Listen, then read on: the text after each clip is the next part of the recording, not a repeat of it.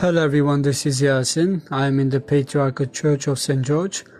I have already shared some videos from this place which is full of interesting details.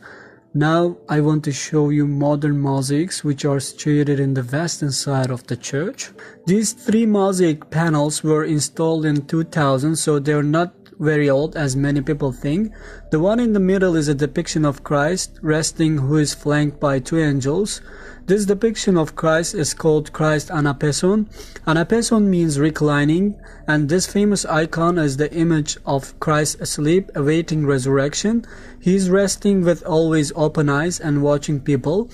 The angel on the right side of Jesus Christ is depicted as offering the restored Patriarchal Church, and the other one, who is on the left side of Jesus Christ, is depicted as offering the restored Patriarchal building to Christ. Thank you guys for watching the video. See you next time.